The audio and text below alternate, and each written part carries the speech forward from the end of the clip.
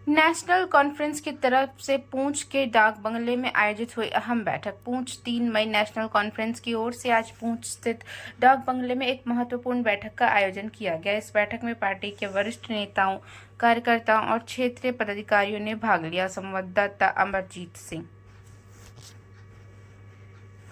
Assembly में बड़े तरीके से रखा और वो हल भी करवाए, तो मैं इनका मशकूर हूँ। मैं यही गुजारिश करूँगा इनसे, खसूस पूरी जो हमारी नेशनल कॉन्फ्रेंस की यहाँ करीम है, सब सीनियर साहबान है, अभी जो माहौल चल रहा है यहाँ पर बॉर्डर्स पर तो जंग का माहौल नहीं है, लेकिन जो हमारी मीडिया है, खासकर गोदी मीडिया में जो जंग काफी माहौल बनाया हुआ है, उससे लोगों ने मिलिटेंसी का भी डट कर मुकाबला किया और उनको भी मुंह तोड़ जवाब दिया। आज मैं इस स्टेज की रूह से हिंदुस्तान के वजीर आजम साहब को यह कहना चाहता हूं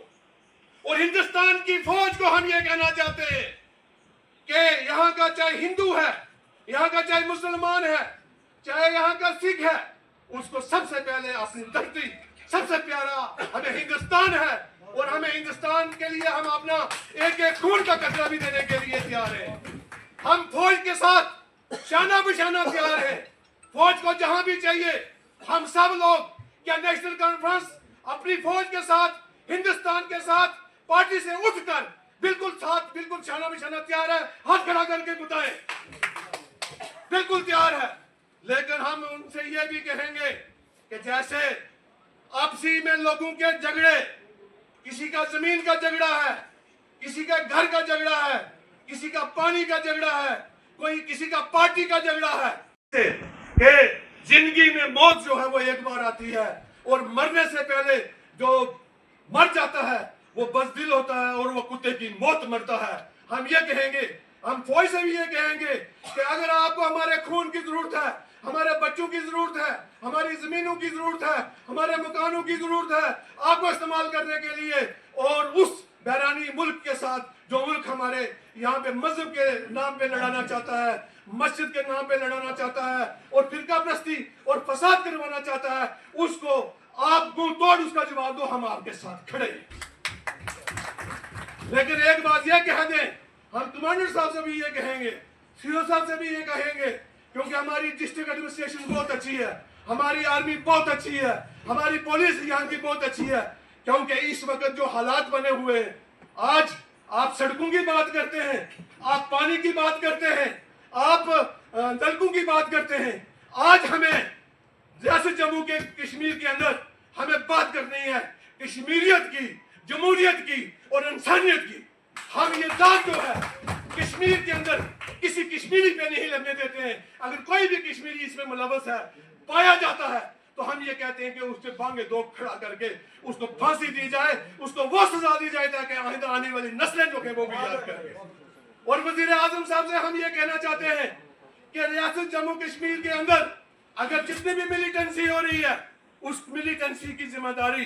जनाब होम मिनिस्टर साहब आपकी है, एलजी साहब, गवर्नर साहब आपकी है। आप छानबीन करके जितने भी मिलिटेंट हैं उनको खत्म किया जाए और ताकि आइंदा आने वाले जो हालात हैं इस दुनिया में, इस मुल्क में ऐसा ना फैलाए। और दूसरी बात यह भी मैं कहूंगा कि उनको चाहिए, बल्कि अब यूटी है, लेकिन इसके अंदर जो ये वाक़ात 26 लोगों का हुआ, इसमें चाहे हिंदू हूं, चाहे मुसलमान हूं, चाहे सिख हूं, चाहे ईसाई हूं, हर मजहब के लोगों ने इसकी मजम्मत की है। और हम जनाब वजीर आजम नरेंद्र भाई मोदी जी से यह कहना चाहते हैं, या तो आप हिंदुस्तान के अंदर से इस्तीफा पेश कर दो, आप या आपके होम मिनिस्टर जो है वो इस्तीफा पेश कर दें, या वो लोग जो हक लोग रियासत जम्मू कश्मीर के अंदर कत्ल हुआ, जिनके साथ जुर्म हुआ, उन लोगों की तहकीकात करके उनका जो कातिल है उसको निकाला जाए। रियासत जम्मू कश्मीर के अंदर सबसे ज्यादा जितनी भी पार्टियां हों, चाहे वो नेशनल कॉन्फ्रेंस हो, चाहे वो कांग्रेस हो, चाहे वो पीडीपी हो, चाहे कोई भी जमात हो, आज हमारे लिए कोई जमात नहीं है। हम नरेंद्र भाई मोदी आपके साथ खड़े हैं और आपकी फौज के साथ भी खड़े हैं। अगर कोई हस्ती बार बार आके रियासत जम्मू कश्मीर के अंदर खलल अंदाजी डालती है, बेगुनाह लोगों को,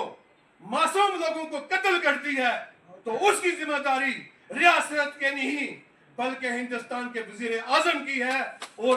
हिंदुस्तान के होम मिनिस्टर की है। आपने बहुत अच्छा कहा है। मैं एक शेर से स्टार्ट करूंगा। हालात के कदमों पे कलंदर नहीं गिरता, हालात के कदमों पर कलंदर नहीं गिरता, टूटे भी जो तारा तो जमीन पे नहीं गिरता, गिरते हैं समुद्र में बड़े शौक से दरिया, गिरते हैं समुद्र में बड़े शौक से दरिया, लेकिन किसी दरिया में समुद्र नहीं गिरता। आज जो हमारी मीटिंग है, इस मीटिंग की सबसे बड़ी गर्दो गायस वो ये है कि रियासत जम्मू कश्मीर के अंदर जो 26 लोग इस रियासत के अंदर जो हमारे मेहमान थे, हमारे भाई थे, उनने इस रियासत के अंदर जो जाम शहादत पेश की, सबसे पहले तो मैं उनकी मदम्मत करता हूं और उसके साथ साथ उनके तमाम जितने भी घर वाले हैं उनको मैं सब्र की तलकीन करता हूं। मैंने जो शेर कहा, जो मैंने शेर पढ़ा कि हालात के कदमों में कलंदर नहीं गिरता, टूटे भी जो तारा जमीन पे नहीं गिरता, गिरते हैं समुद्र में बड़े शौक से दरिया, लेकिन किसी दरिया में समुद्र नहीं गिरता। ये शेर हमारे कायदे आजम, वजीर आजम जनाब नरेंद्र भाई मोदी जी के लिए है और अमित शाह साहब के लिए। सबसे बड़ी बात यह है कि रियासत जम्मू हमारे हवेली कंस्टिट्यूंसी के नूरे नजर जनाब आजाद जान साहब, मेरे उस्ताद मोहतरम जनाब प्रधान साहब, मेरे पीर मुर्शिद जनाब अनायत बुहारी साहब,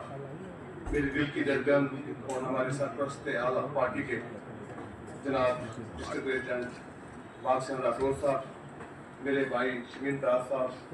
नवाज साहब, सरपंच बशीर साहब, मेरे साथ इधर अफसर साहब बैठे हैं,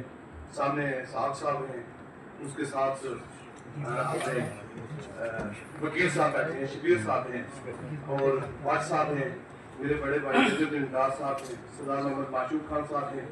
और भट्टी साहब हैं। मैं किस का नाम लूँ? आजाद साहब कह रहे थे कि टाइम की बड़ी किल्लत है, मैंने कहा लंच बना हुआ है, तो लंच की जगह है तो फिर नाम लेने के बगैर ये बड़ी नाराजगियाँ हो जाती हैं। मेरे पीछे मेरे छोटे भाई अजीज मीडिया के लोग बैठे हैं और उसके बाद ये क्या नाम है अपना खान साहब, अजमल खान साहब, जिसने बड़ी दमदार तकरीर जो है वो की है, और मेरे भट्टी साहब अपने बैठे हैं, ब्लॉक के प्रेसिडेंट, इधर अफसर साहब हैं, वाइस प्रेसिडेंट हैं, साथ में मैं किस का नाम लूं? और मैं ये कहूँगा कि मेरे पार्टी के जितने भी सारे सीनियर लीडर हैं, मैं सबको अस्सलाम वालेकुम, आदाब और सत श्री अकाल कहना चाहता हूँ। बात यह है कि आप सब लोगों ने तकरीर सुनी है, सब लोगों ने बहुत अच्छा बोला है, तो मेरा ये ऐसा है जैसे सूरज के सामने ये मोमबत्ती की कोई हैसियत नहीं होती है, और मैं मोमबत्ती की हैसियत रखता हूँ। और खास करके हमारे जो जम्मू से मेहमान आए हैं वो हमारे दिल की धड़कन है, क्योंकि वो आजाद जान साहब के मेहमान नहीं है, वो हमारे मेहमान हैं। आपने जिस शख्स ने जो बात की है, मैं हर बात की तारीफ करता हूँ और हर बात की एक लफ्ज़ ब लफ्ज़ उसकी तारीफ करता हूँ।